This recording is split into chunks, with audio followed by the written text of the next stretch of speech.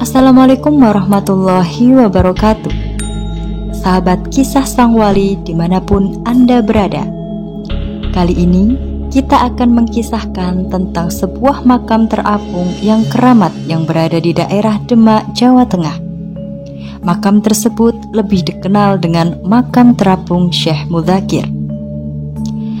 Nama Syekh Abdullah Mudzakir cukup dikenal di kalangan santri di wilayah Demak dan sekitarnya. Syekh Abdullah Mudzakir atau akrab dipanggil Mbah Mudzakir merupakan salah satu ulama besar yang menyiarkan Islam di kawasan Pantai Sayung, Demak. Bahkan ulama yang lahir di Dusun Jago, Desa Wringin Jajar, Kecamatan Meranggen tahun 1869 itu disebut-sebut sebagai pencetak kader para kiai muda di Demak dan sekitarnya. Sebelumnya, Syekh Abdullah Mudzakir banyak berguru kepada ulama dari berbagai daerah, salah satunya dengan Syekh Soleh Darat. Sekitar tahun 1900, beliau menetap di Tambak Sari, Bedono, kemudian menikah dengan Nyai Latifah dan Nyai Asmanah. Beberapa waktu kemudian, beliau menikah lagi dengan Nyai Murni dan Nyai Imronah. Dari 4 istrinya, Mbah Mudzakir dikaruniai 18 orang anak.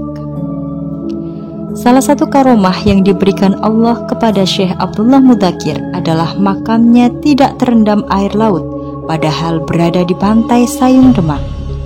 Bahkan, makam beberapa anggota keluarganya terdiri dari istri dan anak-anaknya juga tidak terendam air laut. Sehingga, makam Syekh Abdullah Mudzakir dan keluarganya tersebut dianggap keramat lantaran tidak terkikis dan tenggelam diterjang pasang surut air laut. Ketika hendak berziarah menuju ke makam Mbah Mudzakir, peziarah harus berjalan sepanjang 700 meter yang samping kanan kirinya adalah air laut. Sebenarnya dahulunya Dusun Tambak Sari, tempat di mana makam Mbah Mudzakir berada, adalah daratan.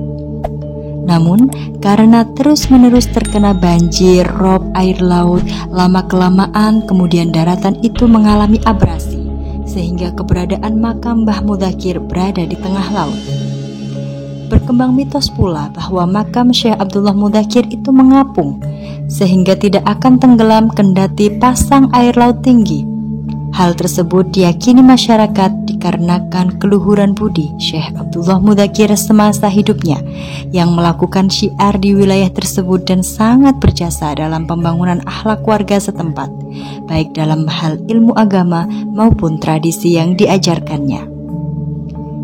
Konon, Syekh Abdullah Mudzakir yang sehari-hari menjadi petani tambak itu juga menguasai ilmu kanuragan dan kebal dari berbagai macam senjata. Dia kerap dimintai orang untuk menyembuhkan berbagai penyakit. Kendati demikian, beliau tidak mengharapkan imbalan dari pertolongannya itu. Tak dipungkiri, keahlian dan keikhlasannya membuat nama Syekh Mudzakir kian dikenal orang dan sangat mendukung upayanya dalam melakukan syiar Islam. Pada tahun 1950, Mbah Mudzakir meninggal dunia dalam usia 81 tahun.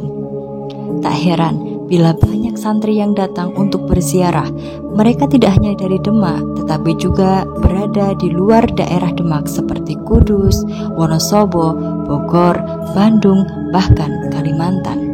Menurut sejarahnya, Syekh Mudzakir diperkirakan lahir pada tahun 1878 atau 1297 Hijriah dari pasangan Bapak Ibrahim Syuro yang merupakan keturunan Pangeran Diponegoro, sedangkan ibunya keturunan Mbah Sodik Wringin Jajar dan masih keturunan Sunan Bayat. Ada sumber lain yang mengatakan bahwa Syekh Mudzakir keturunan Sunan Kalijaga dan murid Mbah Soleh Darat, Semarang. Beliau juga disebut-sebut sebagai pencetak kader kiai muda di Demak dan sekitarnya. Sebagai salah satu ulama besar, beliau dipercaya memiliki karomah yang diberikan Allah kepada Syekh Abdullah Mudzakir. Di antaranya adalah: pertama, tetap hidup walaupun tertimbun. Kedua, melipat gandakan tenaga dan waktu. Ketiga, mampu menyembuhkan berbagai macam penyakit. Keempat, bedil penjajah mendadak rusak saat diarahkan ke Syekh Mudzakir. Kelima, Dan sekaligus yang terakhir adalah makamnya tidak terendam air laut, padahal pantai tersebut berada di Pantai Sayung Demak. Begitu juga makam beberapa anggota keluarganya yang terdiri dari istri dan anak-anaknya juga tidak terendam air laut. Demikian beberapa karomah dari Syekh Abdullah Mudzakkir. Semoga kita dapat mengambil hikmah dari beliau. Allahu a'lam bishawab.